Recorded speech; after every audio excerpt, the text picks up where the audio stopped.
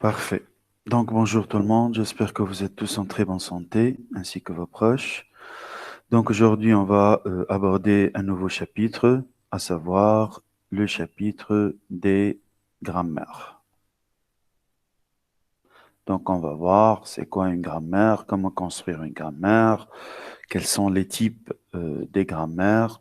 Et on va faire la correspondance avec les automates réguliers, comment transformer une grammaire en un automate régulier et comment transformer un automate fini, plutôt, comment transformer une grammaire en un automate fini et comment transformer un automate fini en une grammaire régulière. Et finalement, à la fin de la séance, on va aborder un exercice d'application sur les grammaires. Bien, donc tout d'abord, tout le long des séances précédentes, on a manipulé les symboles au niveau de sigma, à savoir sigma égale A, B, C, etc., etc. Donc à partir d'aujourd'hui, on aura deux types de symboles, deux types. Donc on a l'ensemble des symboles terminaux et l'ensemble des symboles non terminaux. C'est quoi un symbole terminal? C'est un symbole qui ne peut pas être remplacé par un autre symbole. Je reprends. Un symbole terminal, c'est un symbole qui ne peut pas être remplacé par un autre symbole. On dirait que on est à un terminus, on ne peut plus faire du remplacement.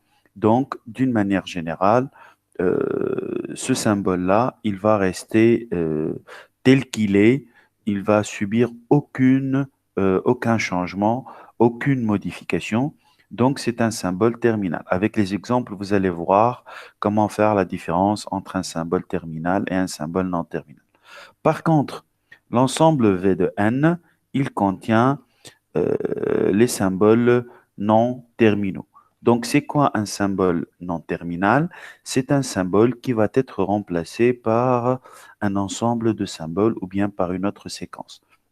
C'est-à-dire, ce symbole-là, il va pas rester tel qu'il est, mais il va subir des changements. Je vais vous expliquer le concept petit à petit, mais tout d'abord, il faut retenir qu'on a deux types de symboles, V de t et V de n. V de t, c'est l'ensemble des symboles terminaux. V de n, c'est l'ensemble des symboles non terminaux. Tout en sachant que V de t inter V de n égale l'ensemble vide. Qu'est-ce que ça veut dire? Ça veut dire qu'on ne peut jamais trouver, عندهم حتى تعاليق ببعض. parfait, on ne peut jamais trouver un symbole qui est en même temps terminal et en même temps non terminal. C'est impossible. Le symbole, soit il est terminal, soit il est non terminal. On ne peut pas avoir un même symbole en même temps, il est terminal et non terminal. C'est pour ça qu'on a le V de t inter V de n égale l'ensemble vide. Donc, il n'y a aucun point en commun plutôt, où il n'y a aucun symbole en commun entre les symboles terminaux et les symboles non terminaux. Donc, petit à petit, je vais vous expliquer le concept au fur et à mesure de l'avancement de ce chapitre. Donc, une grammaire, c'est un ensemble de règles. Ensemble de règles. C'est quoi une règle? La règle, elle est constituée de deux parties. Une partie gauche vers une partie droite. On appelle la partie gauche alpha et on appelle la partie droite bêta. Par exemple, on a PH, phrase par exemple, qui donne groupe nominal, verbe, groupe nominal. Ça, c'est une règle à laquelle on a le PH. Il joue le rôle de la partie gauche de la règle, c'est la partie alpha. Et on a le GN, VGN. Ils jouent ensemble la partie droite de la règle, c'est le bêta. On peut avoir une deuxième règle, à titre d'exemple. GN donne article non. Plutôt article non. Ça veut dire que GN, il va être remplacé par article non. On peut avoir article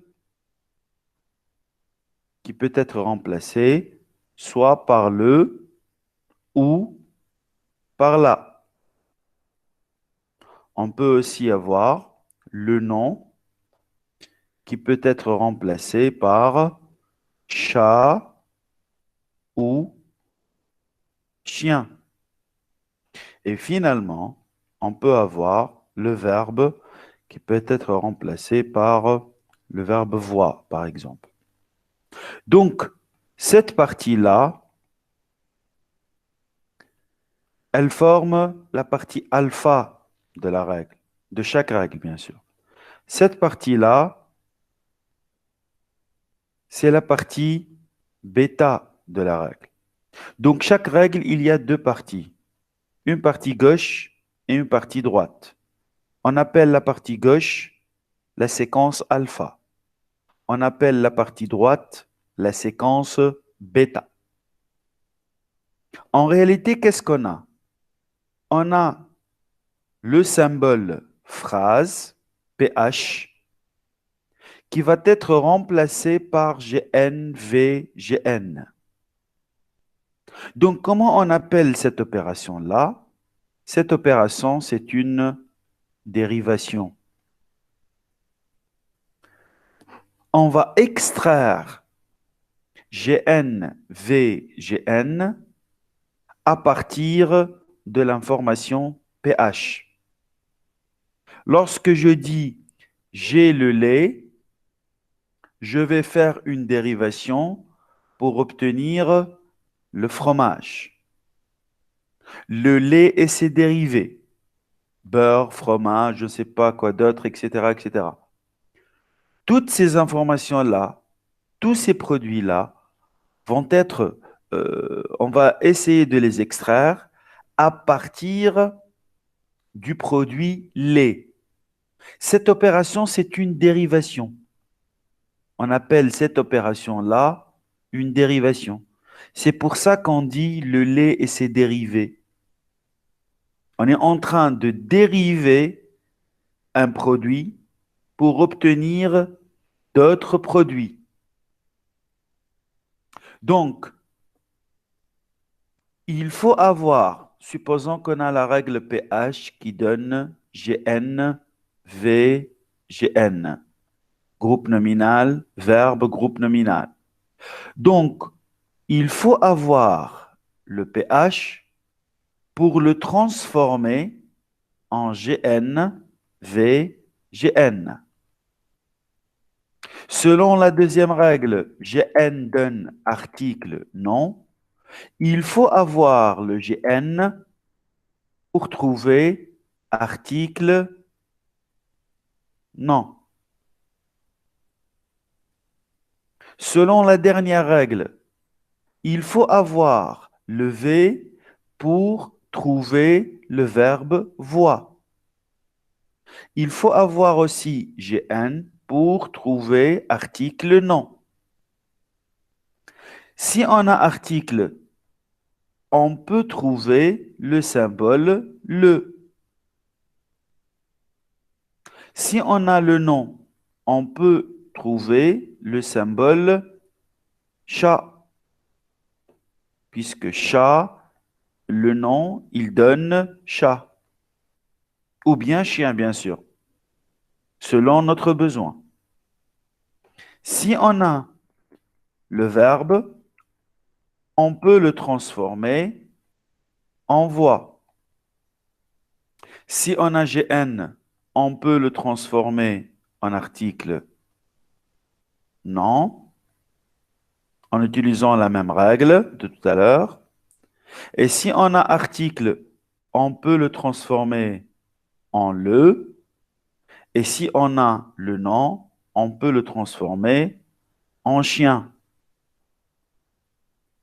Ainsi, on obtient le résultat, le chat voit le chien.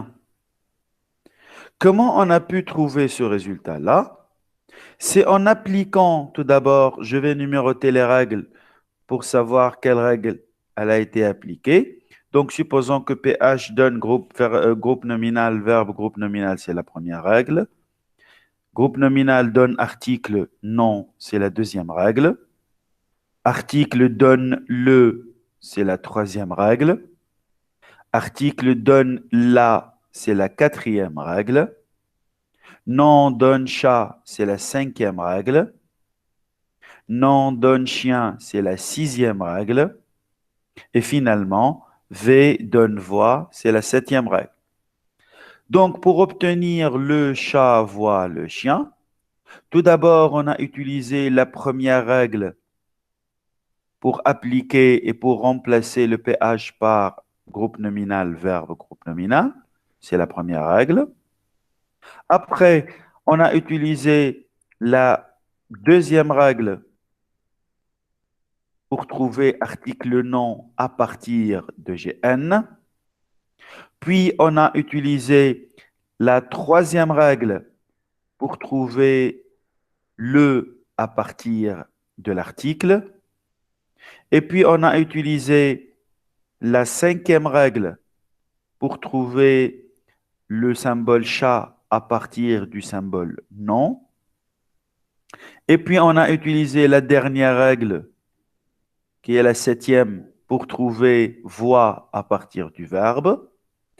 Puis, on a utilisé encore une fois la troisième règle pour trouver l'article, pour trouver le à partir du symbole article.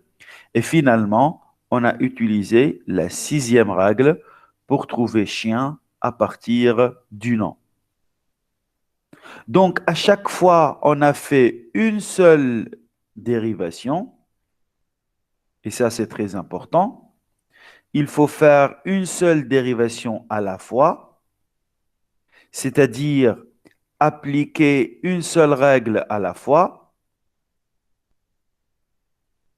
une seule règle à la fois. On n'a pas le droit d'appliquer plus qu'une règle en même temps. Donc, à chaque fois, comme vous avez déjà remarqué, on a appliqué une seule règle à la fois, en commençant par PH, afin d'arriver à la séquence le chat voit le chien. Monsieur, Donc, oui, vas-y. monsieur سامحني le chien مش استعملنا السانكيام رجل مش سيزيام. Non, donne chien. لا مش غاديكا في الأخرى في البونشا بتاعك هاي. Le chat, هذيك chat. Chat, c'est la الشيا والشيا cinquième. نفس الرجل عندهم. Non, donne chat ou chien. Ça veut dire que non, donne chat, c'est une règle, et non, donne chien, c'est une autre règle. Tu vois? واضح. Parfait, parfait. Bien. كل نوع عنده رجل معناتها. Quelle partie, c'est une règle. Chaque partie, c'est une règle. Lorsque je dis, par exemple, grand A donne grand B ou petit e, ça veut dire que ce sont deux règles en réalité. C'est A donne B, A donne E. Tu vois? واضح. Mhm. Bien.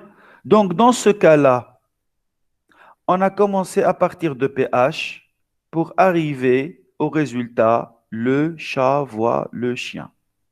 Donc, notre point de départ, qui est le PH, on l'appelle axiome.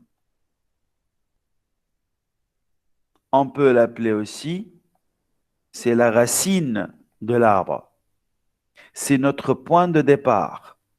On l'appelle axiome. C'est la racine. Est-ce que c'est clair?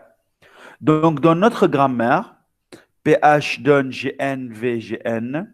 GN donne article nom, article donne le ou la, nom donne chat ou chien, verbe donne voix. Notre axiome de cette grammaire-là, c'est le PH. C'est la source, c'est le point de départ. Le résultat, c'est le chat voit le chien. Donc, selon cette grammaire-là, on peut extraire les symboles terminaux et les symboles non terminaux. On a dit qu'un symbole terminal, c'est un symbole qui ne peut pas être remplacé par un autre. Donc, d'après vous, quels sont les symboles terminaux de notre grammaire? Quels sont آه، les symboles qui n'ont pas été remplacés par d'autres symboles? مش تعرف الديفينيسيون تاعهم Un symbole terminal, c'est un symbole qui ne peut pas être remplacé par un autre symbole. Terminal, le terminus, terminus, terminal, on dirait que c'est un état final. Mhm. monsieur Quels sont الأخرين les symboles terminaux? الأخرين Vas-y. le chat voix ou chien Parfait. Le, la, chien, chat, voix. Est-ce que vous êtes d'accord? Revenons à notre grammaire. Regardez bien. Quels sont les symboles qui ne figurent pas dans la partie alpha? Ce sont les symboles le, la, chat, chien et voix. Donc ça, c'est l'ensemble des symboles terminaux. Il est noté par V de T. Quel est l'ensemble des symboles non terminaux? Ce sont les symboles qui ont été déjà remplacés par d'autres séquences. Donc, par défaut, on a le PH, puisque c'est l'axiome. On a aussi GN. On a aussi V. On a aussi article. On a aussi non. Est-ce que vous êtes d'accord ou non? Oui, وي مسيو Hmm? Parfait. Donc, V de T, c'est l'ensemble des symboles qui ne vont pas être remplacés par d'autres symboles. C'est terminal. Rappelez-vous bien que c'est un terminal, ça veut dire qu'on arrête. Terminal, terminus. J'arrive à la fin de la dérivation, je ne peux plus avancer. Par contre, non terminal, il reste encore des dérivations à faire. Non terminal, il faut continuer le chemin, il faut continuer le travail, il faut continuer la dérivation.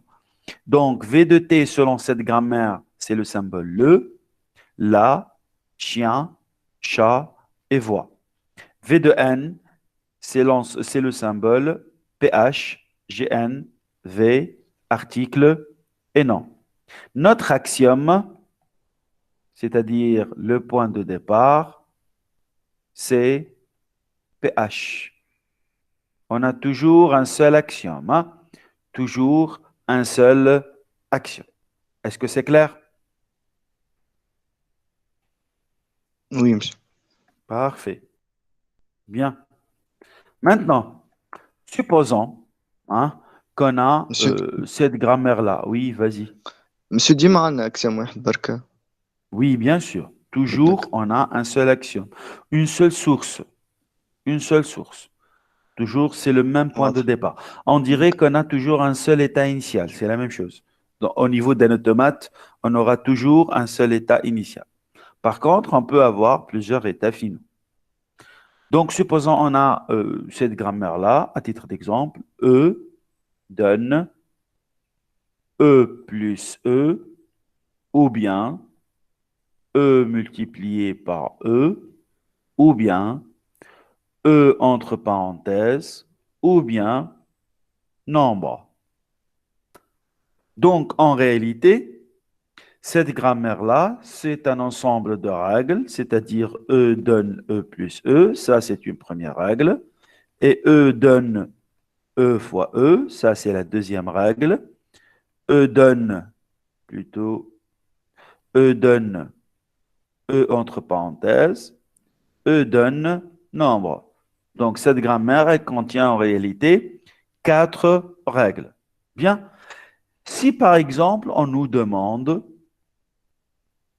de faire une dérivation afin d'obtenir le mot suivant. Par exemple, 2 plus 5 multiplié par 7. 2 plus 5 multiplié par 7. Donc, quels sont les symboles non terminaux? Tout d'abord, quel est notre axiome? L'axiome, c'est le E. Quels sont les symboles terminaux?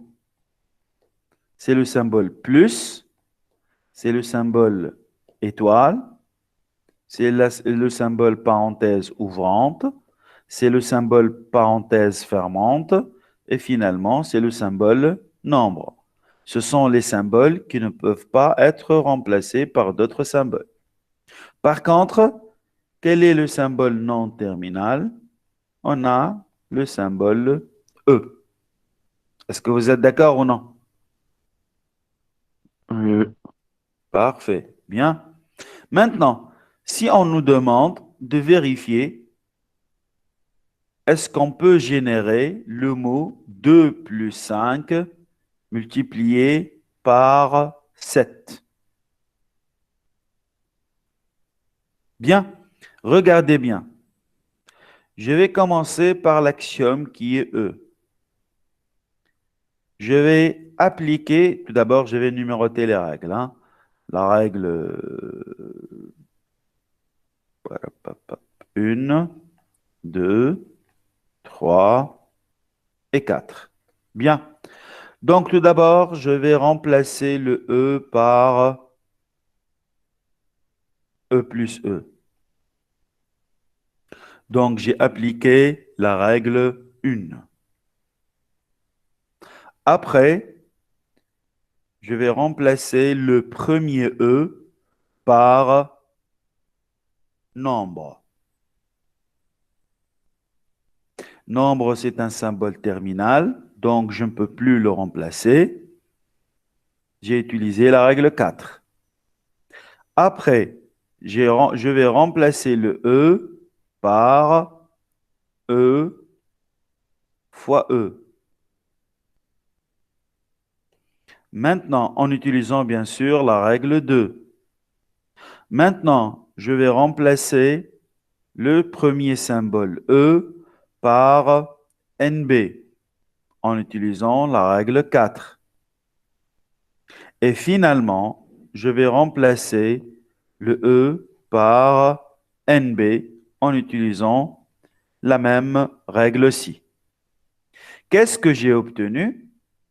J'ai obtenu NB plus, c'est un symbole terminal, il ne peut pas être remplacé par un autre, NB plus NB multiplié par NB.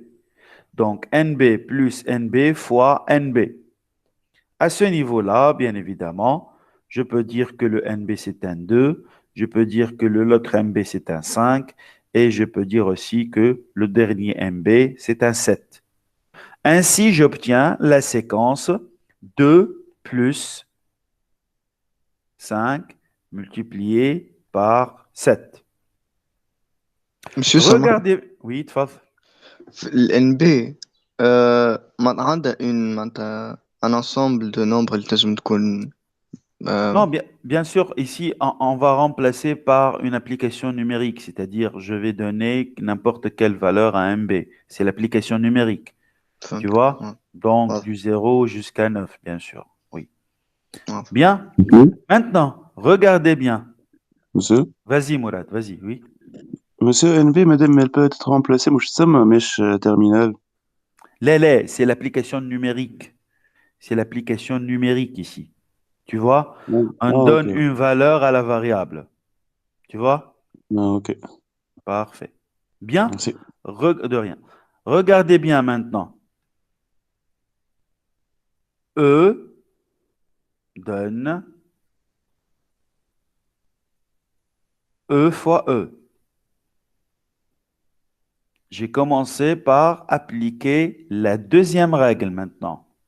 J'ai pas pris le même chemin que tout à l'heure. J'ai appliqué la deuxième règle tout d'abord. Après, je vais remplacer ce E-là par NB, plutôt par E plus E plutôt. E plus E. Maintenant, en appliquant bien sûr la première règle.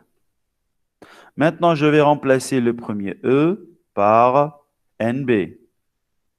Le plus, je ne peux pas le remplacer, c'est un symbole terminal. Je remplace l'autre E par NB en utilisant toujours la quatrième règle. Et finalement, je vais remplacer le dernier E par NB. Bien évidemment, on peut dire que le premier NB c'est 2, le deuxième NB c'est 5, le troisième NB c'est 7. Ainsi, j'obtiens NB plus NB multiplié par NB. Donc, j'obtiens aussi la même séquence, 2 plus 5 multiplié par 7. Qu'est-ce que j'ai fait d'après vous? Qu'est-ce que j'ai fait en قلبنا faisant le... مم. Aïe, mais tout d'abord, au niveau de cette première dérivation, au niveau du premier arbre de dérivation, qu'est-ce que j'ai fait? Regardez bien. Pourquoi j'ai remplacé ce E-là et non pas j'ai remplacé ce E-là? Pourquoi j'ai remplacé ce E-là tout d'abord avant de remplacer celui-là? Pourquoi j'ai remplacé ce E par NB avant de remplacer l'autre E par NB?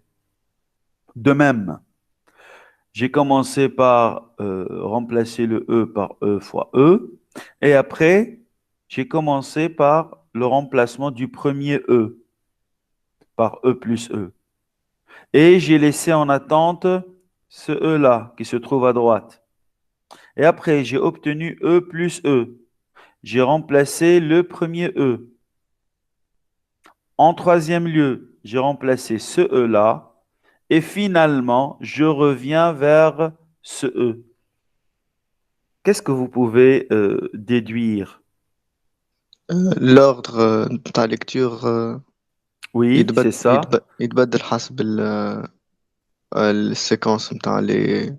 C'est-à-dire, on est en train de faire une dérivation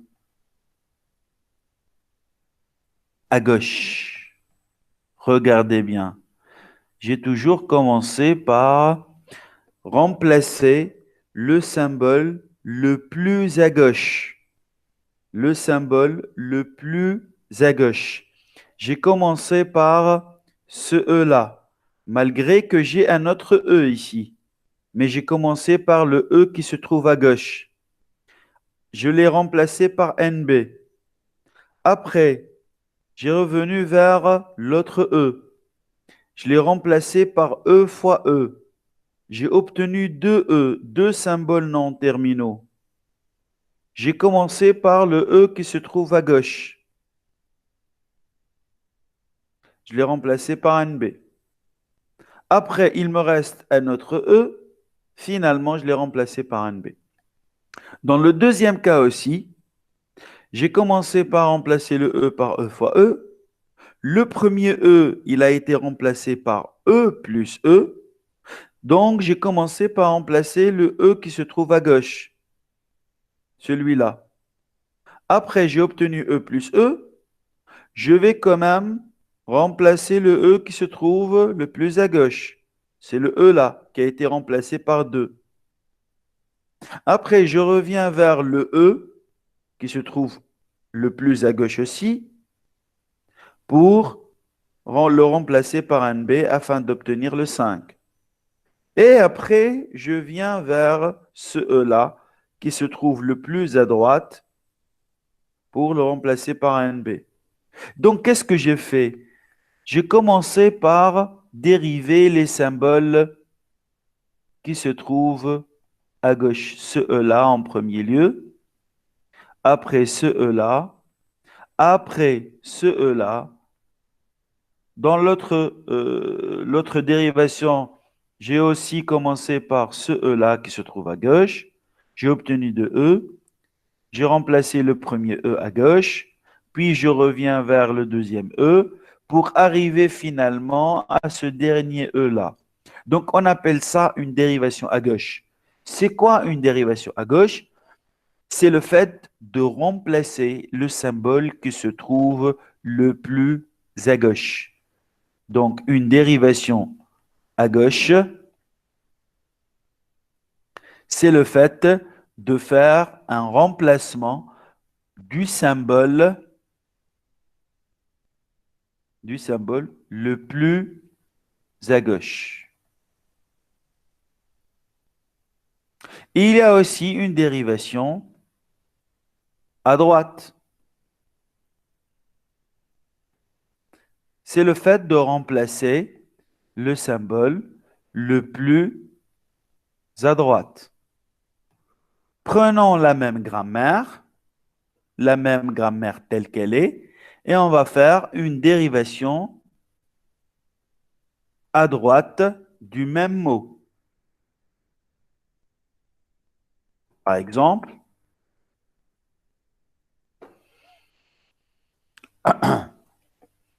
je commence par E,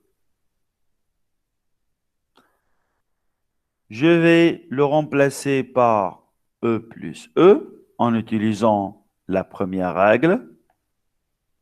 Maintenant, je vais faire une dérivation à droite.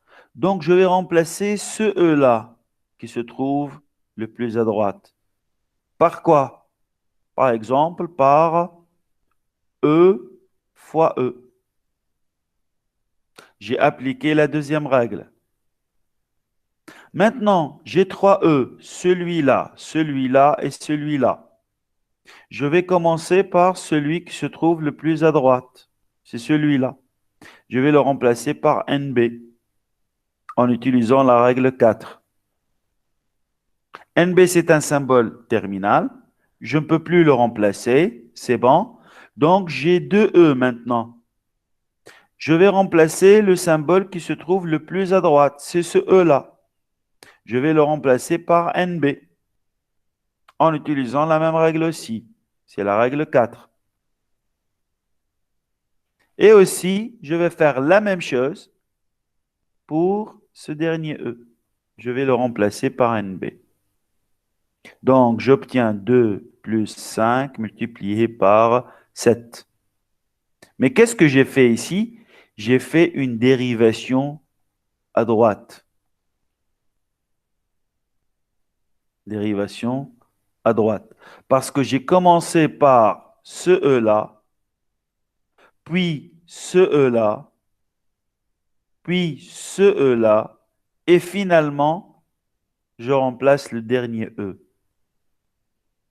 Je peux aussi faire une deuxième dérivation à droite en utilisant d'autres règles. Je commence par dériver le E en E fois E en utilisant la règle 2. Après, j'ai deux symboles. Je commence par celui qui se trouve à droite. Je vais le remplacer par NB en utilisant la règle 4. Après, j'ai un seul E, donc je n'ai aucun choix à faire. Je vais appliquer la règle 1. Je vais obtenir E plus E. Maintenant, j'ai deux E, deux symboles non terminaux. Je commence par ce E-là, parce que c'est le symbole qui se trouve le plus à droite. Je vais le remplacer par NB en appliquant la règle 4. Et finalement, je remplace ce E-là, qui est le seul d'ailleurs, par NB aussi. Donc, j'obtiens aussi 2 plus 5 multiplié par 7 en faisant une deuxième dérivation à droite. Donc, voici deux exemples de dérivation à droite et deux exemples de dérivation à gauche. Donc, c'est quoi une dérivation à gauche? C'est le fait de remplacer le symbole non terminal qui se trouve le plus à gauche. Une dérivation à droite, c'est le fait de remplacer le symbole non terminal le plus à droite. Si on a plus qu'un symbole non terminal, il faut donner le privilège au symbole qui se trouve le plus à droite. De même, pour la dérivation à gauche, si on a plus qu'un symbole non terminal, il faut donner le privilège au symbole qui se trouve le plus à gauche. C'est clair? Donc, dans un exercice, par exemple, on vous donne une grammaire, comme celle-ci, par exemple, et on vous demande de vérifier est-ce que le mot 2 plus 5 multiplié par 7 peut-il être généré selon la dérivation à gauche? Il faut commencer par dériver les symboles qui se trouvent à gauche. Si on vous demande de faire une dérivation à droite, il faut commencer par les symboles qui se trouvent à droite. Est-ce que c'est clair? Est-ce que vous voyez la différence entre dérivation à gauche et dérivation à droite? Hmm? Oui, monsieur. Parfait. Bien. Maintenant, on peut aussi remarquer qu'on a obtenu deux chemins différents pour une même dérivation à gauche. C'est-à-dire avec le même axiome E, et les mêmes règles, la même grammaire. On a obtenu le même mot, 2 plus 5 multiplié par 7, 2 plus 5 multiplié par 7, en utilisant toujours la dérivation à gauche, on a obtenu deux chemins possibles, deux arbres de dérivation différents.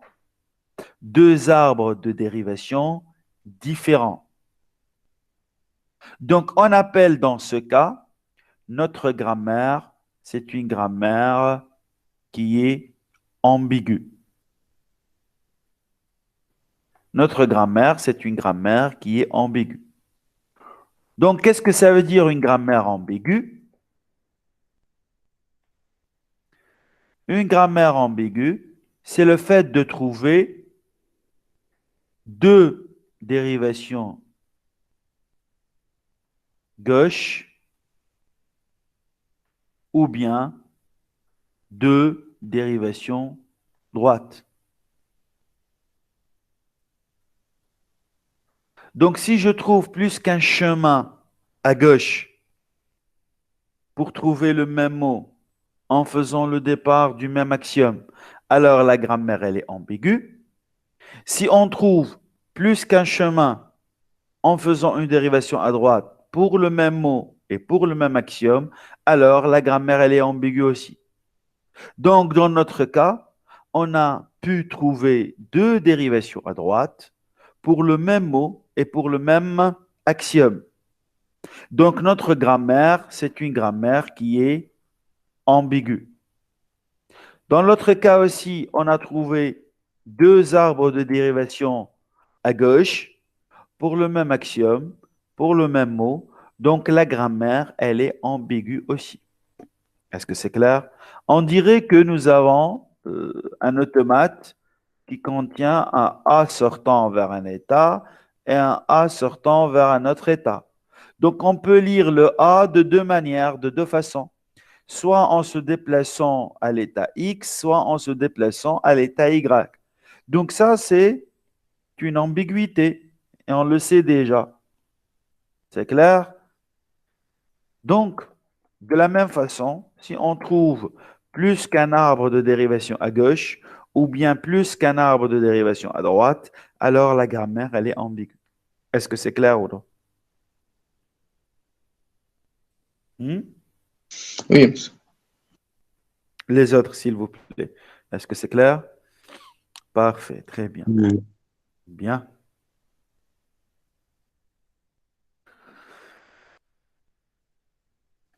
Maintenant,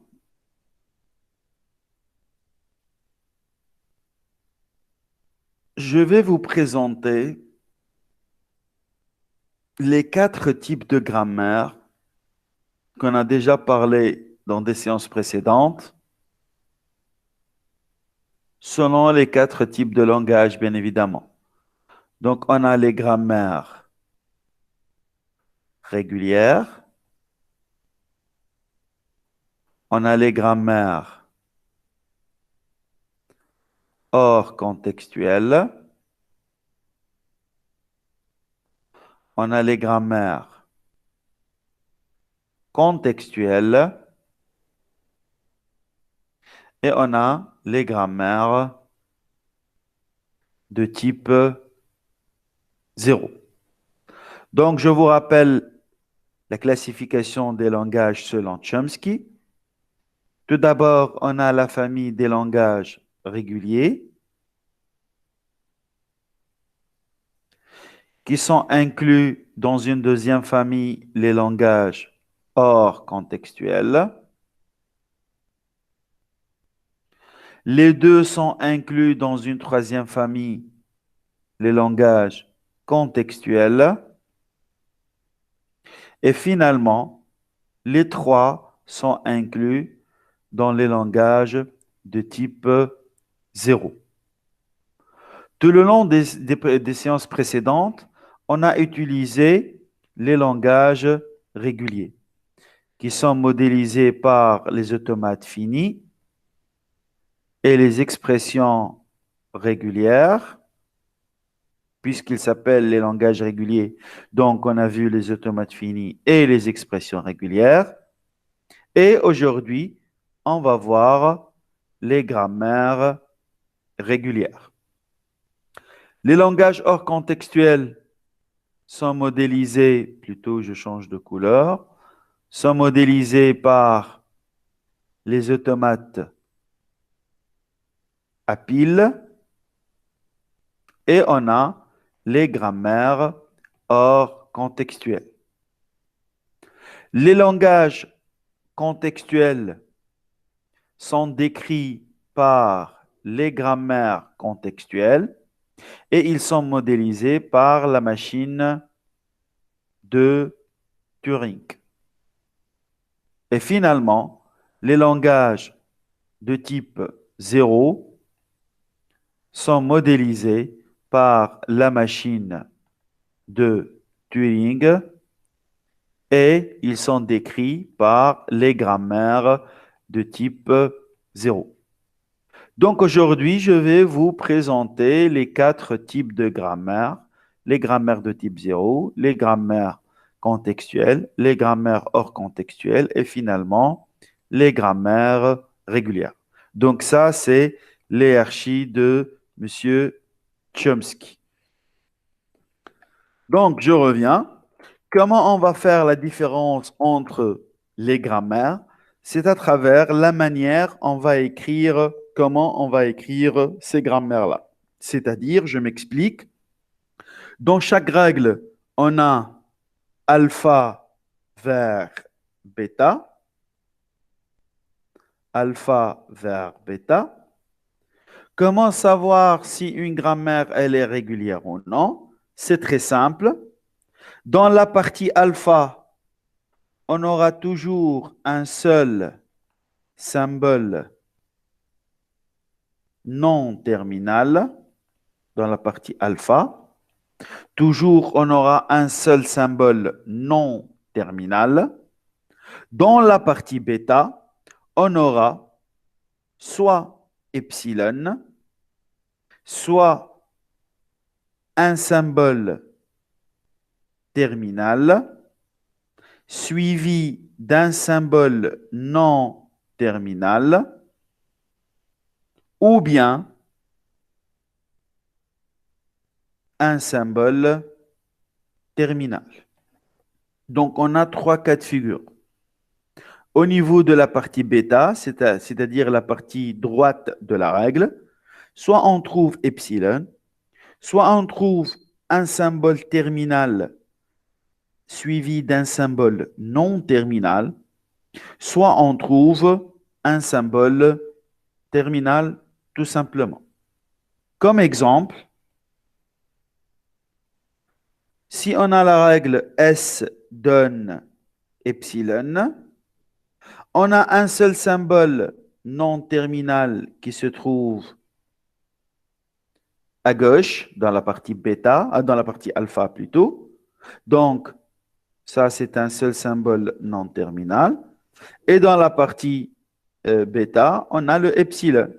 Donc, ceci, il est conforme à ces règles-là, à cette mise en forme-là. Donc, alpha vers bêta, un seul symbole non terminal dans la partie alpha, et on a epsilon dans la partie droite, c'est la partie bêta. On peut avoir aussi un deuxième exemple. S donne petit a, grand B. A, c'est un symbole terminal. B, c'est un symbole non terminal. Donc, S donne A, B, c'est une règle régulière, puisqu'elle suit cette forme-là. Toujours un seul symbole dans la partie alpha. Et dans la partie bêta, on a un symbole terminal suivi d'un symbole non terminal. Un autre exemple, on peut avoir S donne petit b. C'est la troisième forme. On a le S, c'est un symbole non terminal qui donne petit b, qui est un symbole terminal. Donc ça, c'est le troisième cas de figure. Par contre, un contre-exemple, si on a S donne petit a, petit b, grand X, est-ce que ceci, il est conforme à la règle alpha donne bêta, epsilon, ou bien un symbole terminal suivi d'un symbole non terminal, ou bien un symbole terminal? Eh bien non.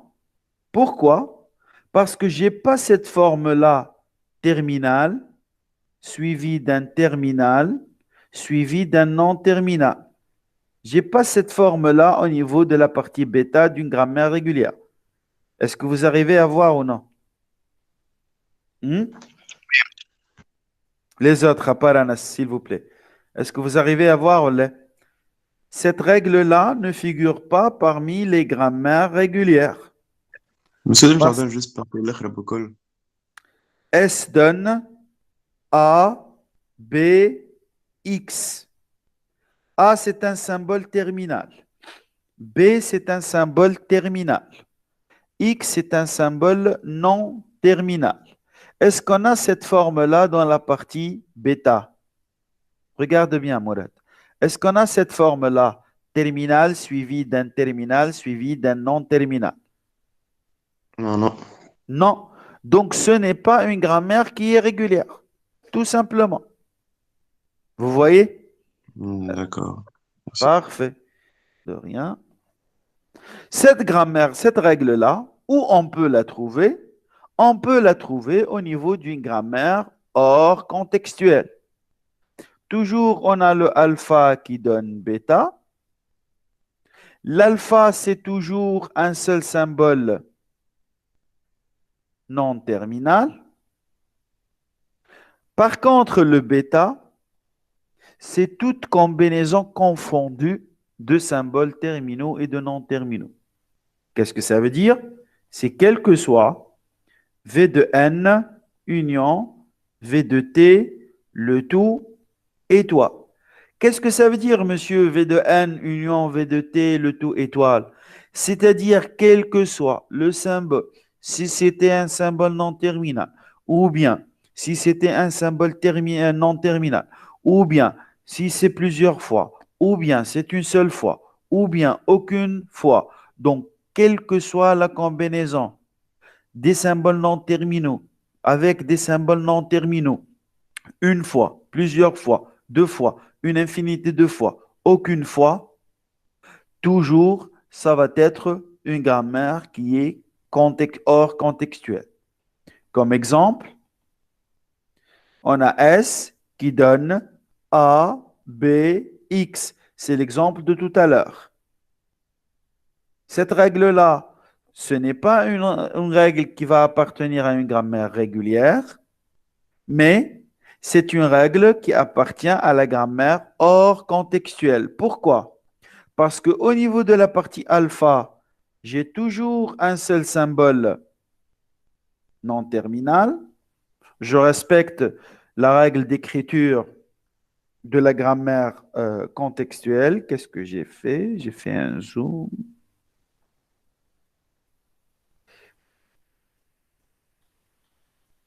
Normalement, c'est bon maintenant. Bien. Donc, cette grammaire-là, cette règle, elle respecte la partie alpha. Il faut qu'elle soit un seul symbole non terminal. Au niveau de la partie bêta, on peut tout faire. Le A, c'est un symbole terminal. Le B, c'est un symbole terminal. Le X, c'est un symbole non terminal. Donc, cette règle-là, elle est conforme à la grammaire hors contextuelle.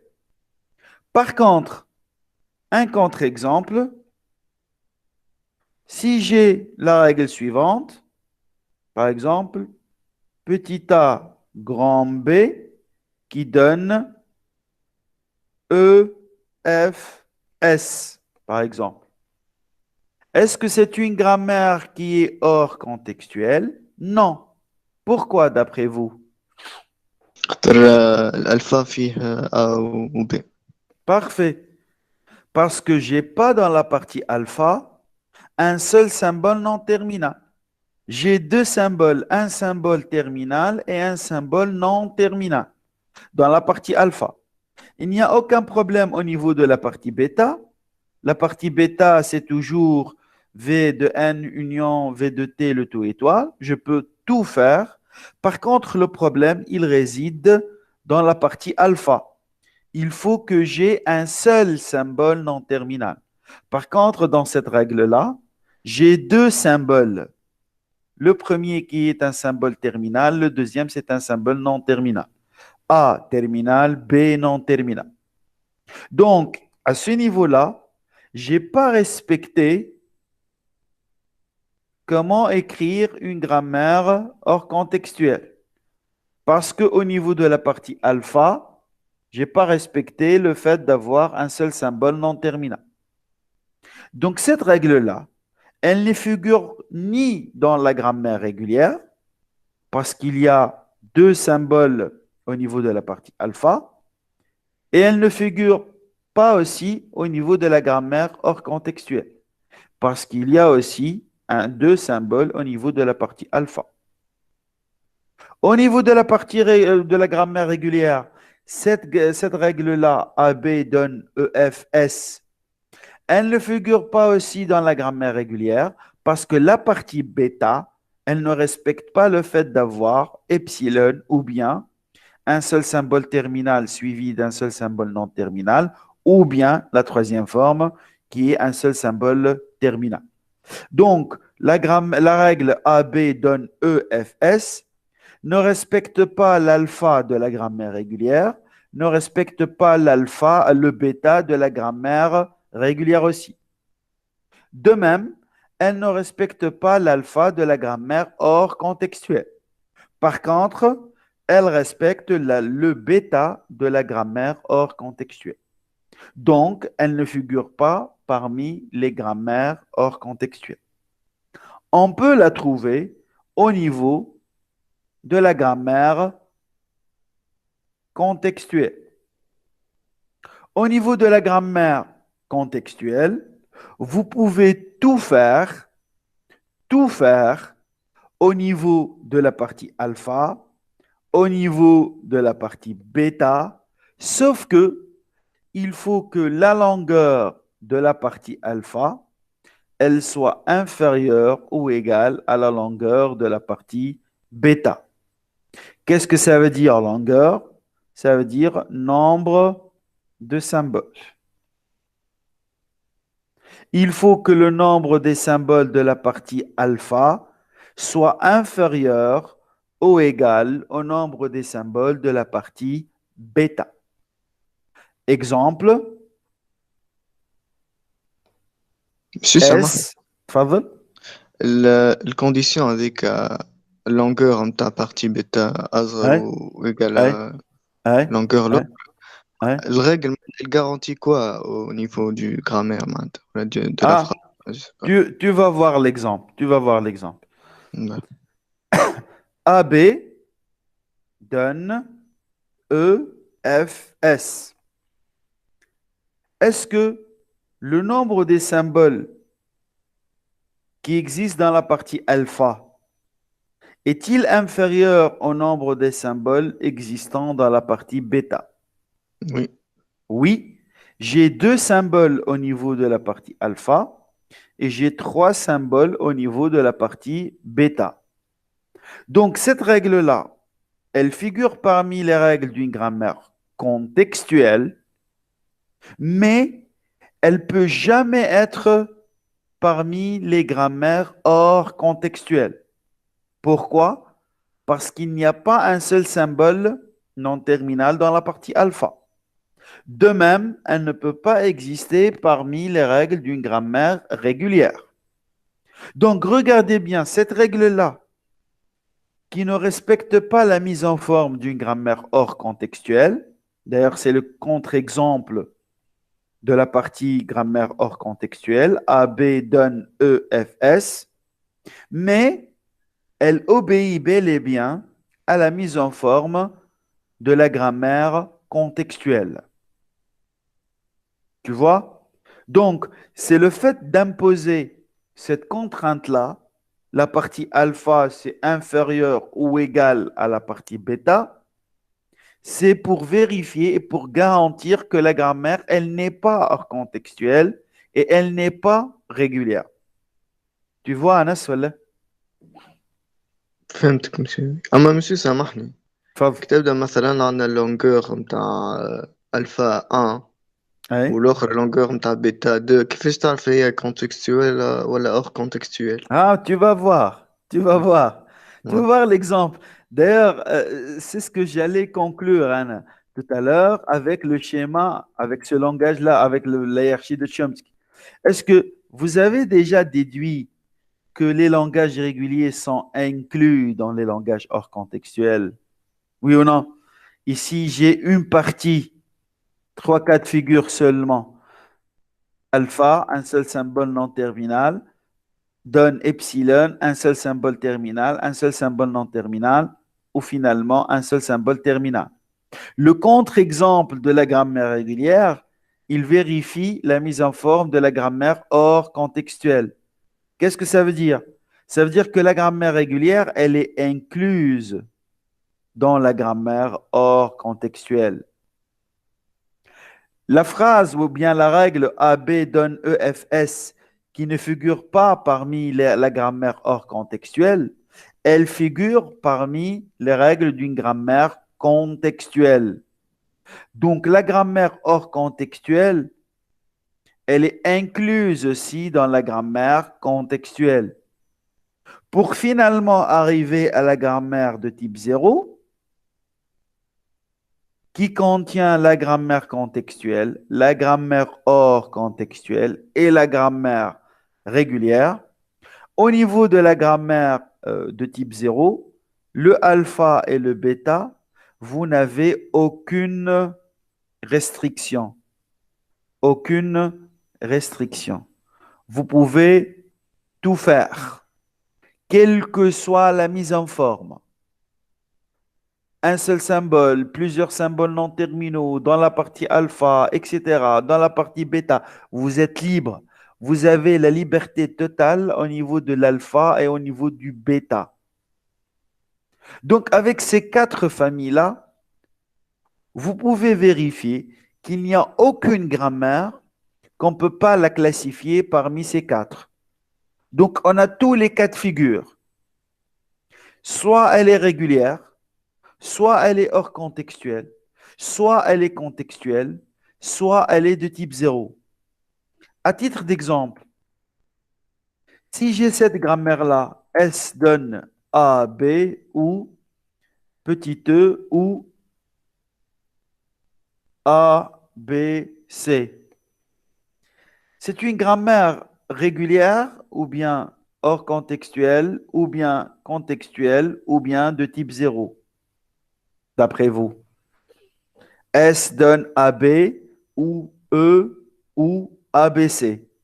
Grammaire contextuelle ou de type 0. Un seul type, je veux. Ah, Contextuel. Contextuel, Euh, vérifie bien. laisse-moi ça. Hors contextuel. Parfait. Yatik sah. C'est une grammaire qui est hors contextuelle. Pourquoi? Dans la partie alpha, j'ai un seul symbole non terminal. Dans la partie bêta, je fais tout ce que je veux, quel que soit V de T, union, V de N, le tout étoile. Par contre, elle n'est pas régulière. Mais monsieur, elle vérifie aussi la grammaire contextuelle et elle vérifie aussi la grammaire de type 0. Et c'est tout à fait évident. On a dit que la grammaire régulière, elle est incluse dans la grammaire hors contextuelle, qui sont toutes les deux incluses dans la grammaire contextuelle. Toutes les trois sont incluses dans la grammaire de type 0. Donc, mais aussi, en se posant la question, quel est le type de la grammaire, on parle du type direct. C'est-à-dire, quel est le type vérifié par cette règle-là. Donc, on parle du type direct de la règle. C'est tout à fait logique si elle est hors contextuelle, donc elle est automatiquement contextuelle, donc elle est automatiquement de type 0. C'est tout à fait logique. Mais on se pose toujours la question, quel est le type direct de la grammaire? C'est hors contextuel. Par contre, si j'ajoute une petite partie ici, par exemple, ça devient SA. Quel est le type de la grammaire maintenant? Contextuel. Tu peux vérifier. Contextuel. Est-ce que vous êtes d'accord? Hein, je vous montre les 4 types.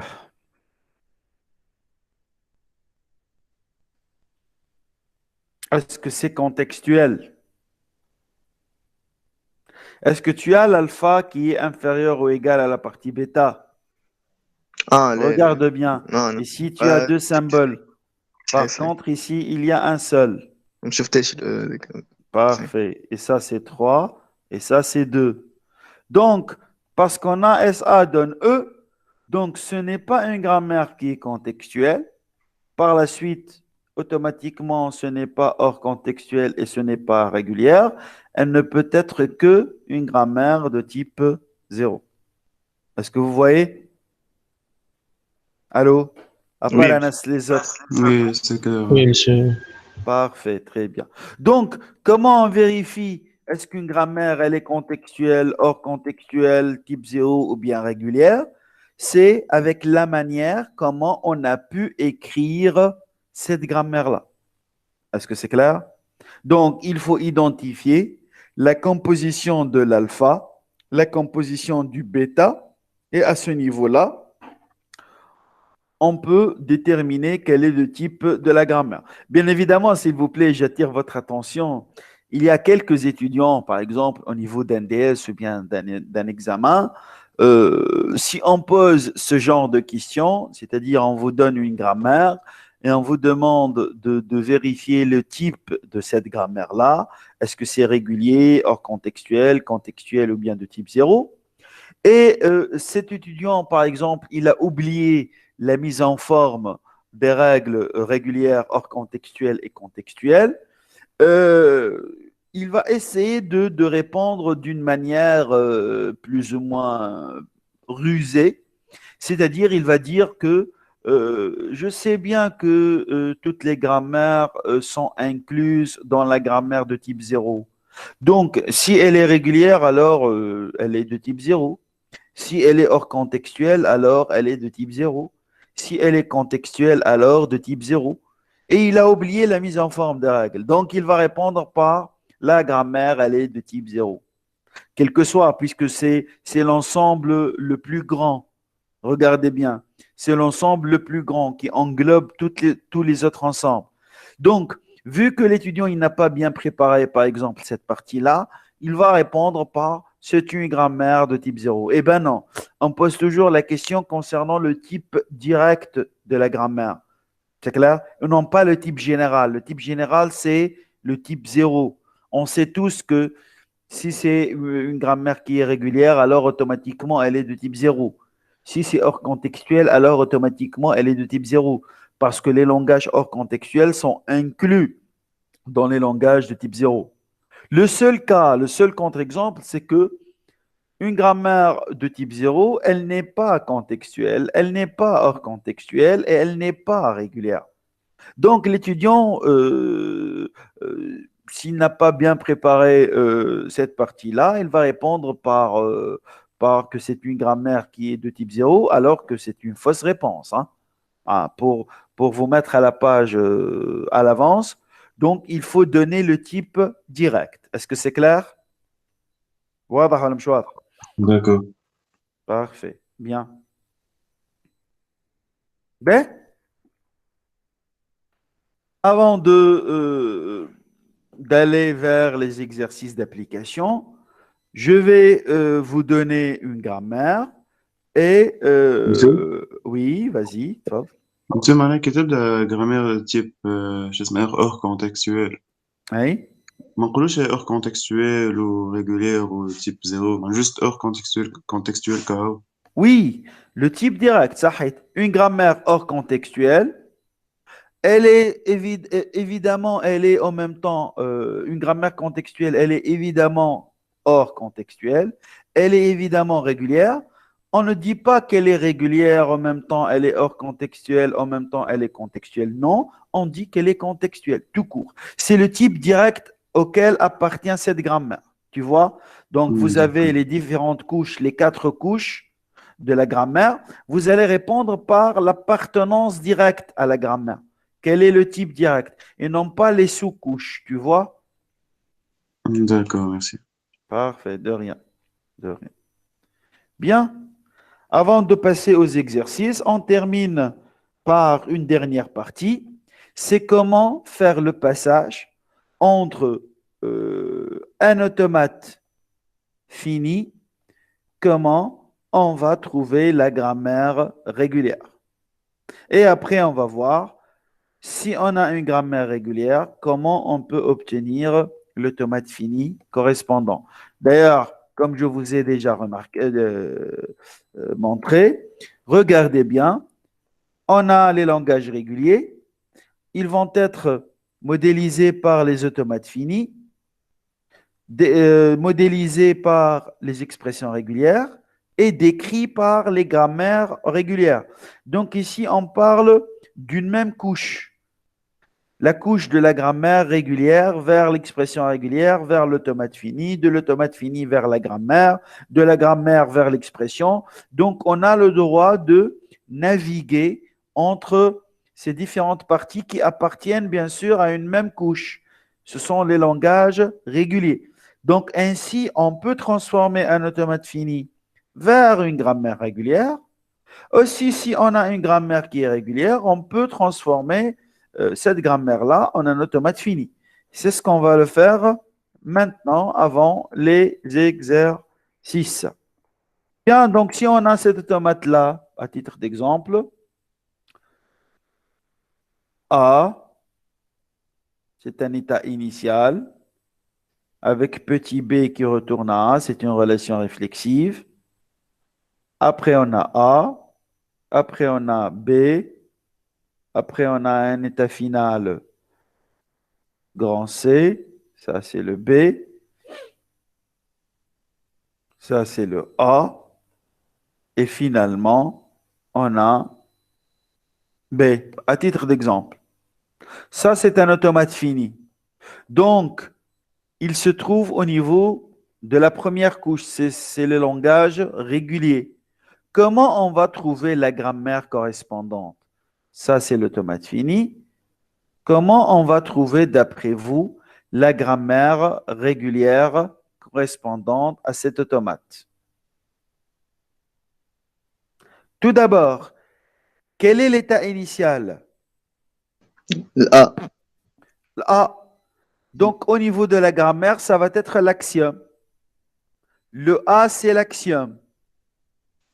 نصير نشوف قدم ليه terminal وقدم من non terminal. Ok, c'est ce qu'on va le faire. Donc, on a l'axiome qui est l'état initial. L'axiome, c'est l'état initial. Donc, on a l'état initial A. Ça veut dire que la première règle, le point de départ de notre grammaire, c'est le A.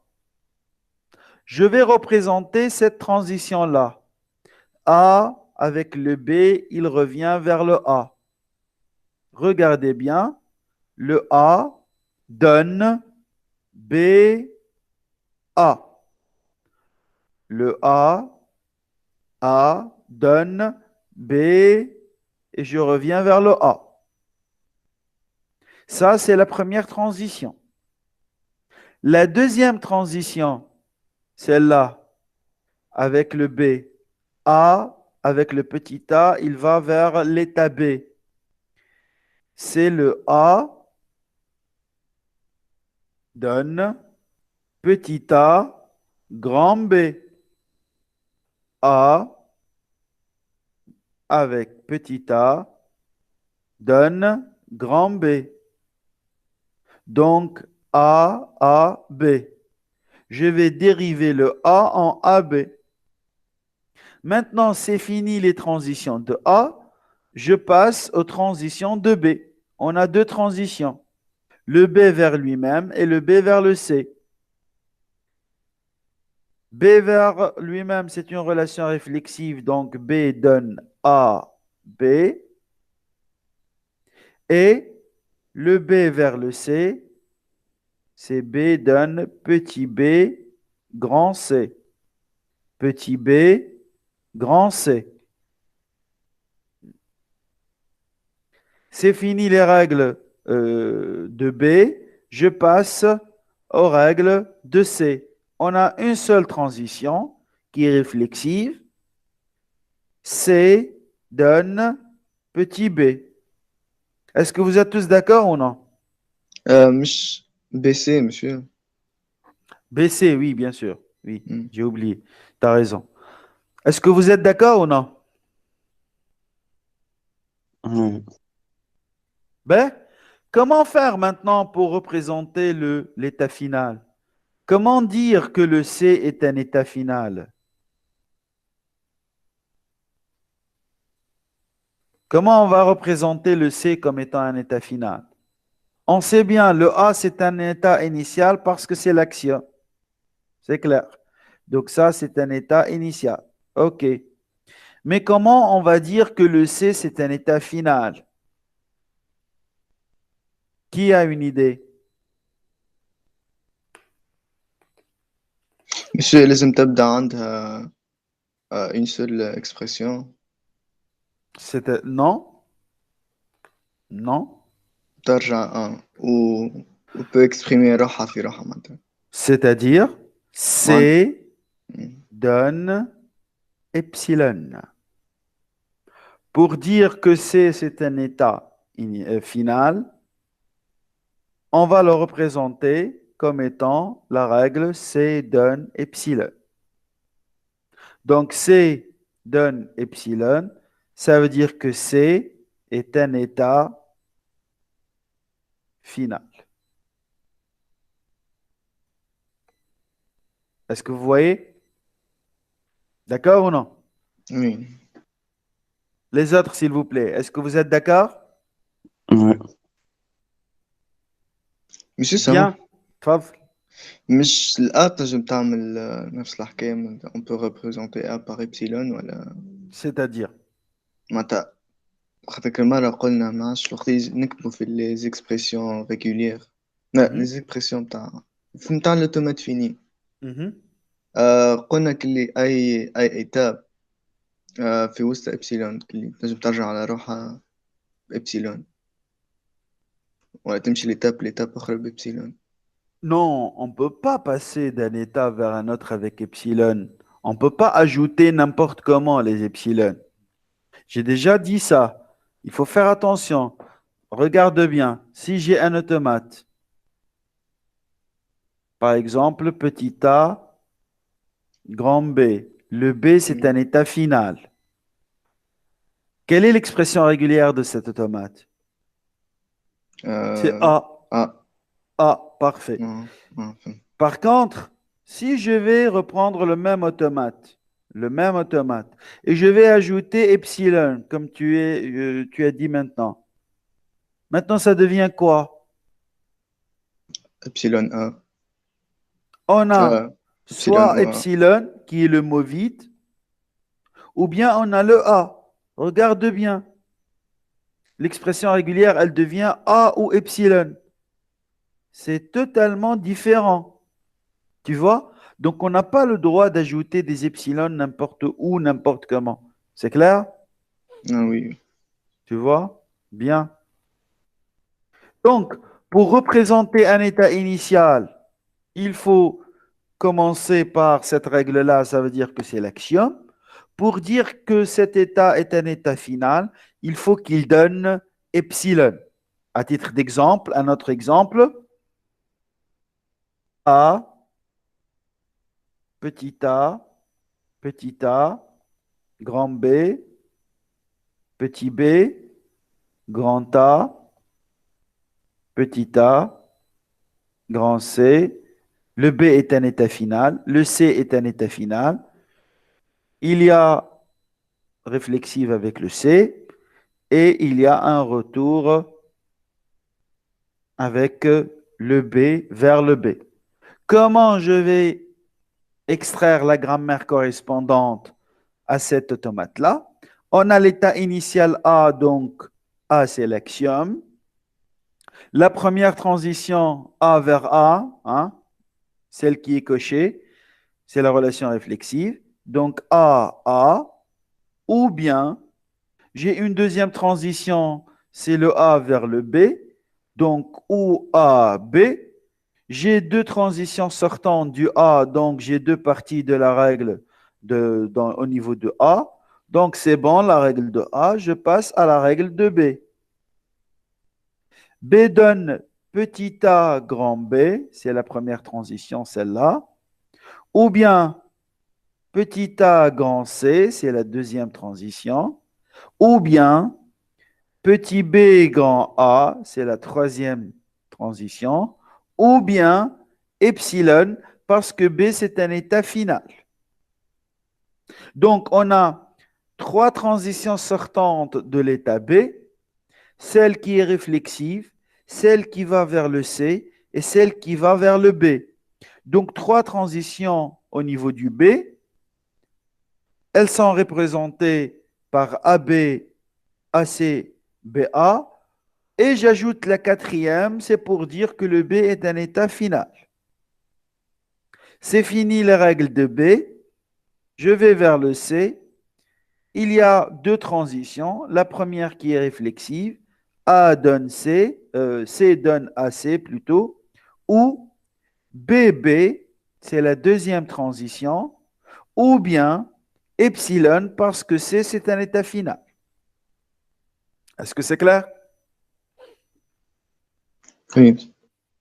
Les autres. Parfait. Parfait. Bien. Maintenant, si on a une grammaire, comment on peut trouver le tomate correspondant? Donc, on va faire le passage de la grammaire régulière vers le tomate fini. Supposons qu'on a cette grammaire-là, S qui donne petit a grand A ou petit b grand B. Le A, il donne petit b grand C ou petit c. Et le grand B, il donne, par exemple, petit a grand C ou petit b. Et finalement, le grand C, il donne petit a grand S, par exemple, ou epsilon. Et celui-là, c'est ou epsilon. Comment on va trouver le tomate fini correspondant? Par la même hypothèse. L'axiome, c'est S. Donc, l'état initial, c'est quoi? A ou S L'état S initial. S S L'état S. initial, c'est S. S. Parfait. Puisque c'est l'axiome. Bien. Maintenant, on a l'état A. On va faire cette partie de la règle. La première. A. Donc ça, c'est un A qui va vers l'état A. La deuxième partie de la règle, BA, BB plutôt. Désolé. Ça, c'est le B. Ça, c'est le petit B. Ben, je change de couleur pour faire la correspondance. Donc ça, c'est le B. Bien. On a deux règles dans la partie de S, donc elles sont représentées par deux transitions. Une première vers le A et une deuxième vers le B. Maintenant, la règle de A. A donne B, C. Ça, c'est le B. Ça, c'est l'état C. Bien. Ou petit c ou epsilon. Ou epsilon, qu'est-ce que ça veut dire? Ça veut dire que le A final. est un état final. Qu'est-ce que ça veut dire le petit c? On va y revenir après. Je vais l'encadrer en vert pour revenir à cette partie-là tout à l'heure. Après, on a le B qui donne AC. B qui donne AC. Ça, c'est le A. Ou B, je vais l'encadrer en vert aussi pour y revenir tout à l'heure. Le C donne AS. Le C donne AS. Bien.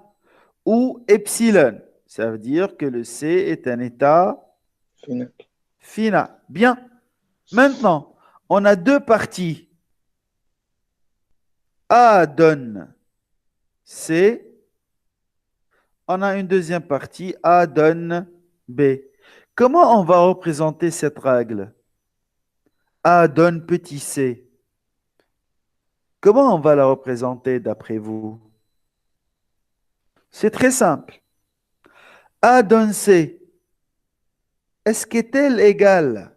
Est-ce qu'elle est égale à la règle A donne C, par exemple, grand D, et le grand D, il donne epsilon. Est-ce que ces deux Oui. règles ensemble, ils permettent de vérifier la même règle A donne C, oui ou non? Oui, bien Oui. sûr. Je remplace le D par epsilon dans la règle de A. Ça va donner A donne C epsilon. C'est A donne C. Oui ou non? Est-ce que vous êtes d'accord? Oui.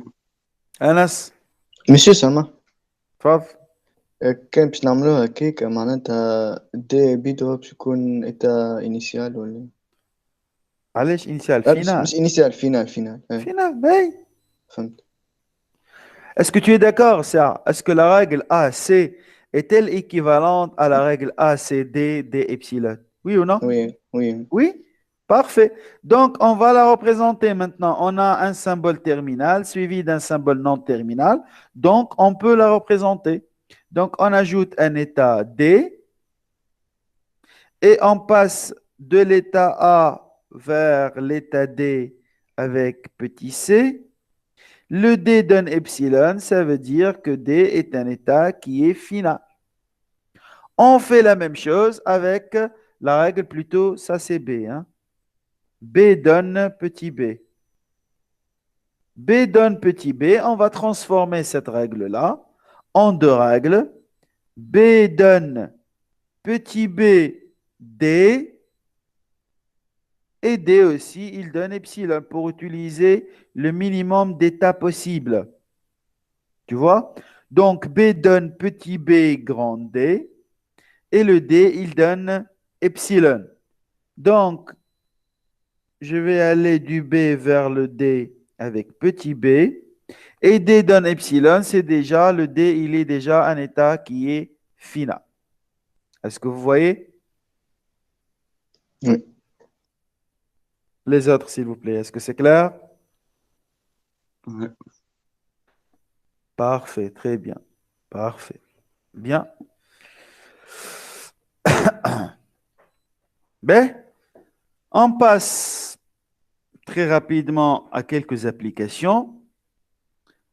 Mais cette fois-ci, on va changer de, soi-disant, de tactique concernant l'exercice. On a vu plusieurs applications et à ce niveau, on va changer de thématique. Donc, proposer une grammaire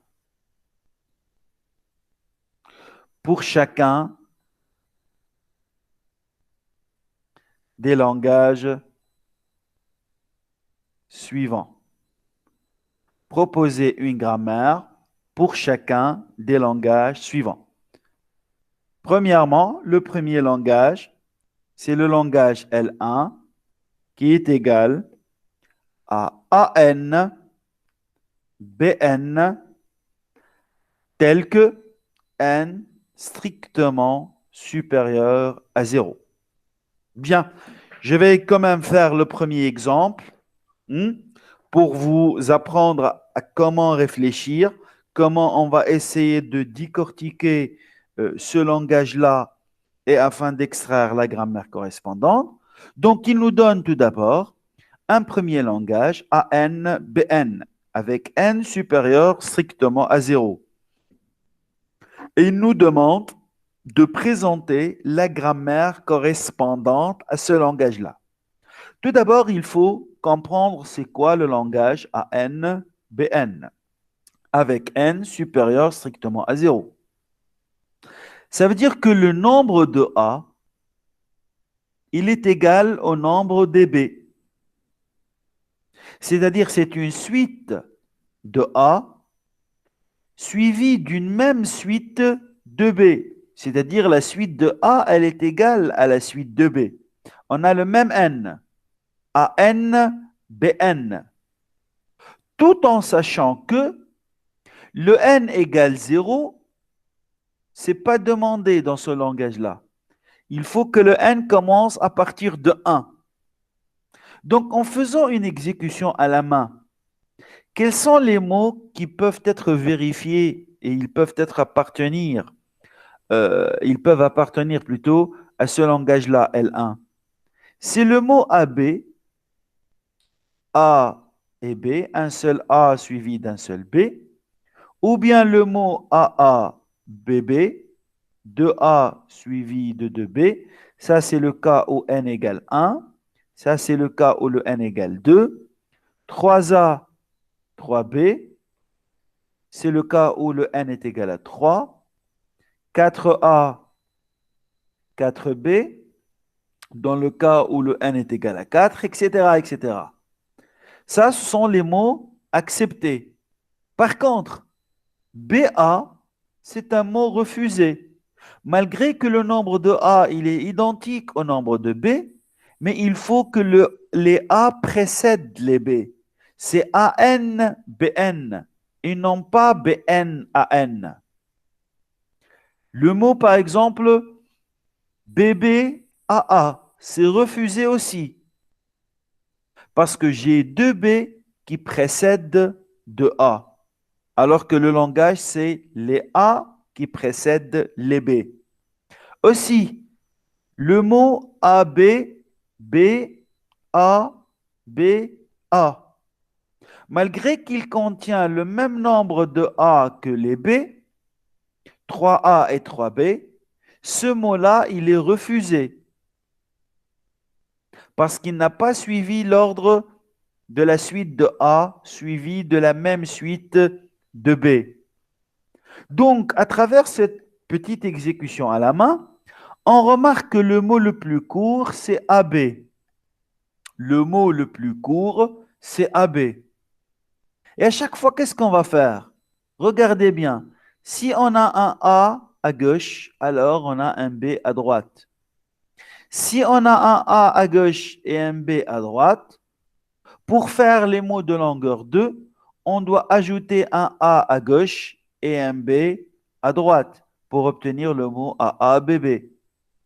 Si maintenant on a le AABB et pour faire les mots de longueur 6, on va ajouter un A à gauche et un autre B à droite. Ça devient 3A, 3B. Les mots de longueur 6, etc., etc. Donc, qu'est-ce qu'il faut faire pour trouver la solution? Il faut savoir que le nombre de A, il est lié au nombre de B. C'est-à-dire, pour chaque A, je vais avoir un B. Pour chaque A, je vais avoir un B, quelle que soit la longueur du mot. Pour chaque A, que j'essaye de représenter ça avec les mêmes couleurs plutôt, pour savoir, pour chaque A, je dois avoir un B. Regardez bien, y a-t-il un axe de symétrie au niveau duquel on a A ici, 2A ici, 3A ici, 4A ici, et par correspondance, on a un seul B ici, 2B plutôt, ça ce sont 2B, 2B, ou bien 3B, ou bien 4B, et ça c'est l'axe de symétrie. Pour un A, il y a un B, pour 2A, il y a 2B, pour 3A, il y a 3B, pour 4A, il y a 4B. Donc, comme si on a fait, palindrome, monsieur. on dirait, c'est pas tout à fait le palindrome, hein, puisqu'il y a un A à droite, à gauche et un B à droite. Ce n'est pas un palindrome parce qu'il ne se lit Ah, pas de la même façon, mais le nombre d'occurrences, si on parle de nombre d'occurrences seulement. Donc, on a un A à gauche et un B à droite. Si je vais dire que S donne A, S, B, regardez bien. J'ai mis le S comme étant une relation réflexive. C'est une récursivité. A qui donne A, S, B. A donne A, S, B. Pour chaque A, il y a un B. Il y a le S qui est au milieu afin de faire le nombre de A et le nombre de B que je veux. Je vous donne un exemple de simulation. Si j'ai un S, je vais le remplacer par A, S, B. J'ai obtenu A et j'ai obtenu un B. Si je veux faire 2A, 2B, ce S-là, il va être remplacé à son tour par ASB. Maintenant, j'obtiens un deuxième A avec un deuxième B. Si je veux 3A, 3B, je remplace aussi le S par ASB. J'obtiens 3A à gauche, 3B à droite. Maintenant, pour arrêter la récursivité, bon, comme vous le savez très bien, si on a un traitement qui est récursif, il faut penser à la condition d'arrêt. Donc, quelle est la condition d'arrêt de notre exemple? C'est le mot le plus court. Quel est le mot le plus court? C'est AB. Donc, ça devient, la règle, elle devient S donne ASB ou AB. Ça veut dire, si je veux arrêter le traitement, la dernière itération, je vais remplacer le S par AB. Ainsi, j'obtiens, par exemple, A, B, B, B, B. 4A, 4B. Pour le n est égal à 4. Pour le n égale 1, je remplace le S directement par AB. Pour le n égale 2, je remplace le S par AB, ASB plutôt, désolé. ASB. Le S là, il va être remplacé par AB. Donc j'obtiens AABB. Si je veux faire le n égale 3, j'ai le S qui donne ASB. Le deuxième S, il donne ASB. J'obtiens 2A, 2B. J'arrête la récursivité avec S donne AB. Ainsi, j'obtiens 3A, 3B, etc., etc. Est-ce que vous voyez? Allô? Oui, monsieur. Est-ce que c'est clair pour tout le monde? Les autres, s'il vous plaît, est-ce que c'est clair ou non? Oui, oui, c'est clair. Bien. Donc, la grammaire correspondante au langage L1 avec AN, BN, N supérieur strictement à 0, CS donne ASB ou AB. Notre axiome, c'est S. Les symboles non terminaux, c'est S. Les symboles terminaux, petit a et petit b. Bien. Le deuxième langage maintenant, L2 égale AN B2N. AN B2N. Avec N supérieur ou égal à 0. Ce n'est pas strictement. C'est supérieur ou égal à 0. ANBN, qu'est-ce que ça veut dire? La même séquence de ANBN, je parle. La même séquence de A suivie de la même séquence de B. Maintenant, ANB de N, ça veut dire que pour chaque A, il y a 2 B. Pour chaque A, il y a 2 B. Mais faites attention, on a le N qui peut être égal à 0. Dans le cas où le N est égal à 0, on a le mot epsilon. Donc ça, c'est le mot le plus court. Ça, c'est le mot le plus court. Et c'est très important d'identifier le mot le plus court parce qu'on va s'en servir pour la condition d'arrêt. Donc, il faut impérativement vérifier quel est le mot le plus court. Bien. Donc maintenant, on a le mot le plus court qui est le epsilon. Une exécution à la main, on peut trouver, dans le cas où n égale 1, on peut trouver ABB. Pour un seul A, on a 2B.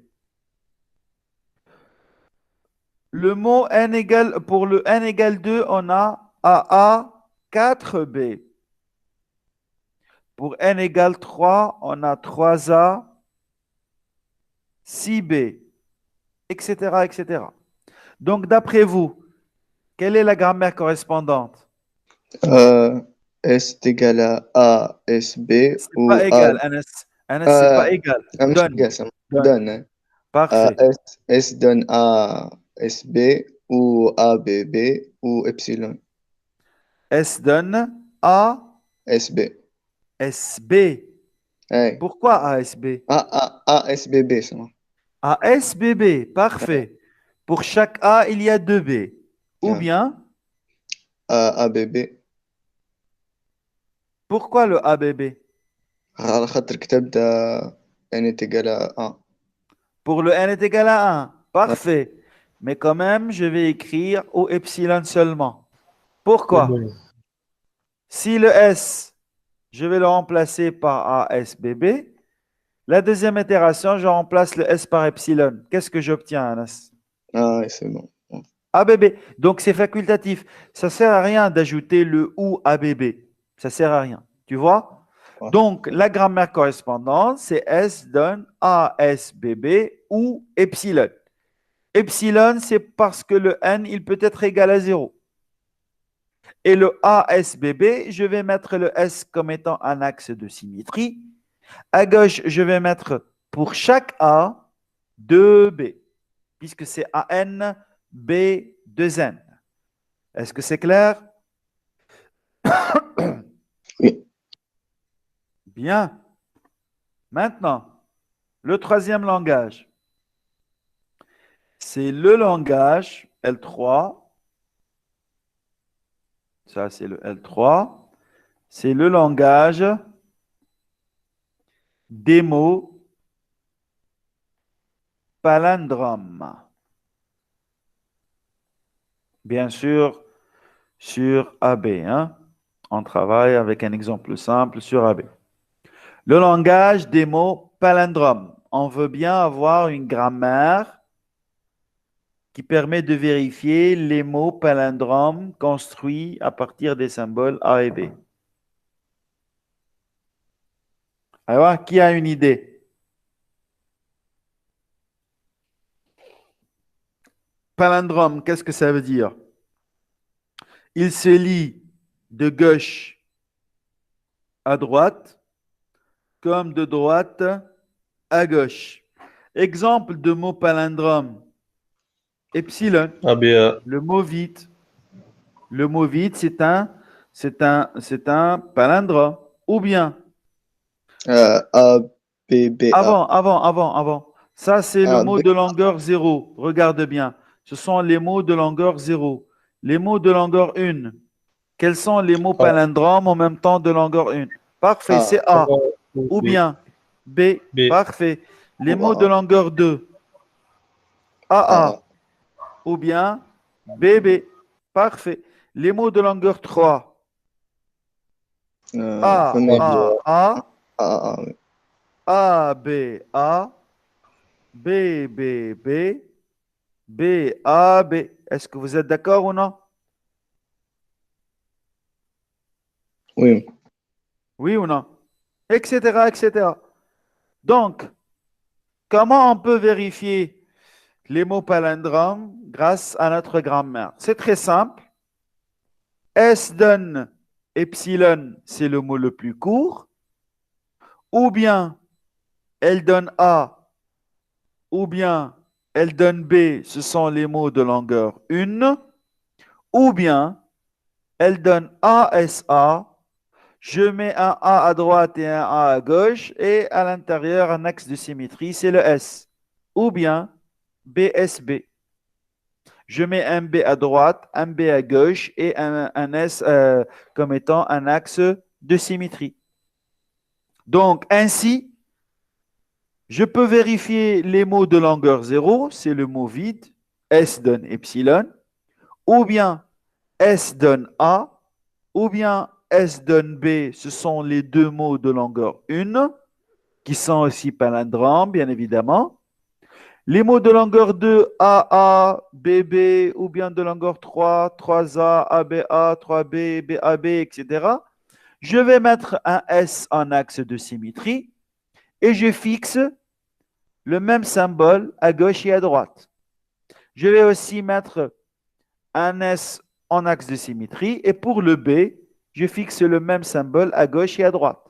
Et je vais reprendre à chaque fois avec les deux symboles à gauche et à droite qui sont identiques en même temps. Est-ce que c'est clair? Oui. À part Anas, les autres, s'il vous plaît, est-ce que c'est clair ou non? Hein? Parfait. Bien, parfait. Bien. L'avant-dernier langage, L de 4, c'est le langage AN, BM, CN, avec M supérieur ou égal à 0 et N supérieur ou égal à 1. Si on essaye d'analyser ce langage-là, petit à petit, AN, CN, qu'est-ce que ça veut dire? Même Le longueur. même nombre de A que de C. Même nombre de A que de C. C'est le même N. Est-ce que le N égale 0 est accepté? Non. Parce que le N, il doit être supérieur ou égal à 1. Donc, tout d'abord, il faut avoir au minimum un A, au minimum un C, avec le même nombre de A et de C. Ça, c'est la première conclusion. Est-ce que vous êtes d'accord ou non? Il faut avoir au minimum un A, au minimum un C, avec le même nombre de A et de C. Alors, à ce niveau, je vous apprends la manière de réfléchir, comment on analyse les données pour trouver la solution. Donc, la première déduction à faire, c'est que j'ai le même nombre de A, le même nombre de C, avec au minimum un A et un C. Bien, BM maintenant. BM, il n'y a aucune relation entre le M et le N. Ça veut dire le compteur de B, il est différent au compteur de A et de C. Donc, il n'y a aucune relation entre le B et le AC. Bien évidemment, est-ce que je peux ne pas avoir du B? Oui. Le M, il est supérieur ou égal à 0. Donc, je peux ne pas avoir un B. Donc, si on fait une très petite exécution à la main, qu'est-ce que je peux trouver comme mot? Le mot le plus court, c'est le AC. Ça, c'est le mot le plus court. Ou bien je peux obtenir le ABC. Ou bien ABBC. Ou bien A3BC. Ça, c'est pour le A égale 1 et pour le C égale 1. Je suis encore au niveau du A égale 1 et le B et le C égale 1. Ou bien A et C à la fin et une infinité de B à l'intérieur. Ça, c'est dans le cas où le N est égal à 1. Dans le cas où le N est égal à 2, je vais avoir AA, CC, aucun B. AA, CC, un seul B. AA, CC, 2 B, etc., etc. Donc, remarquez bien qu'on va faire une liaison entre le A et le C, et le B, il va avoir son propre compteur qui est totalement différent. Donc, l'idée, elle est très simple. On repose aussi sur la façon réflexive, comme les trois autres langages, avec S qui donne ASC. Donc, je fixe le C du même pour le A. Donc, S qui donne ASC pour garantir le même nombre de A et de C. Et je vais faire encore une fois le même raisonnement, mais avec un autre symbole. Et vous allez savoir pourquoi. J'ai les mots qui contiennent des B et j'ai les mots qui ne contiennent pas des B. Donc, il faut isoler ces deux mots-là, ces deux types de mots plutôt, pour me concentrer au compteur du B tout seul et me concentrer au compteur du A et de C tout seul aussi. Donc, pour faire la part des choses, j'ai deux compteurs, N et M. Je ne peux pas comptabiliser en même temps les mots qui contiennent un B et les mots qui ne contiennent pas de B. Parce que si, par exemple, je vais faire S donne ASC ou A plutôt, par exemple, BC, j'ai fixé seulement un B. Je peux avoir le cas où je n'ai aucun B. Si j'ajoute epsilon, je vais peut-être directement remplacer le S par epsilon. Alors que dans l'énoncé, il faut avoir au minimum un A et au minimum un B. Donc c'est pour ça qu'il faut séparer le traitement des mots qui contiennent B et les mots qui ne contiennent pas B. En utilisant le même principe, mais avec deux règles. Une première partie des mots qui ne contiennent pas le B. Si je veux faire des B, ça c'est le nom terminal A. Dans une même deuxième règle, A donne B. Ou bien epsilon. Comment je vais vérifier ça?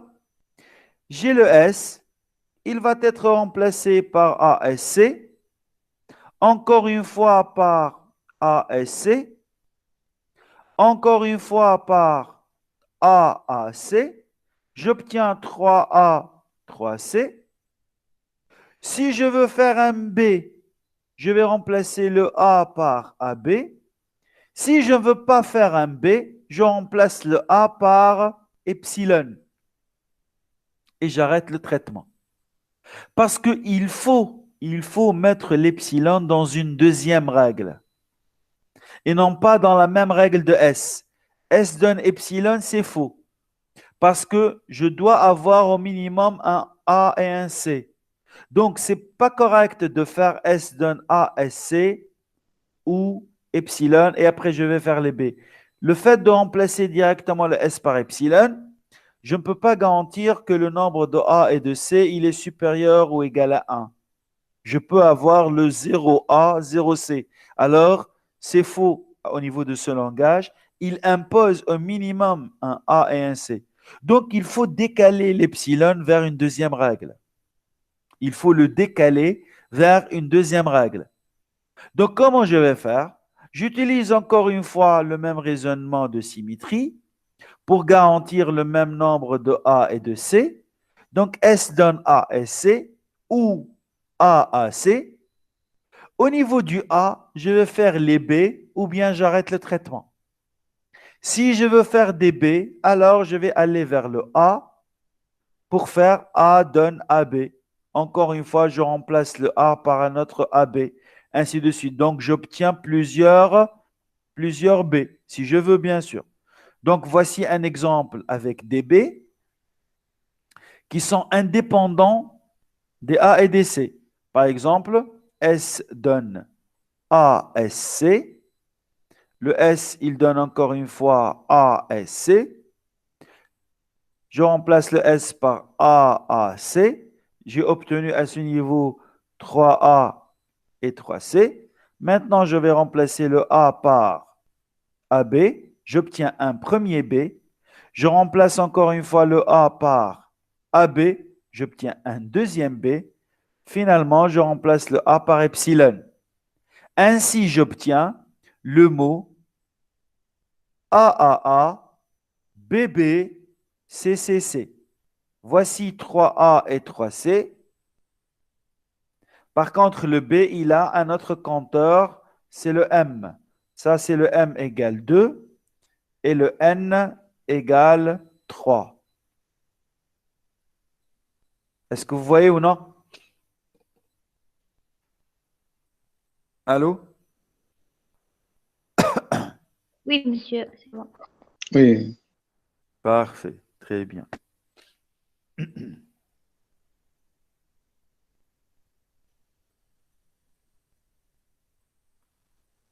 Ben, et je vous laisse le dernier langage pour le faire pour la prochaine séance. C'est le 5e langage.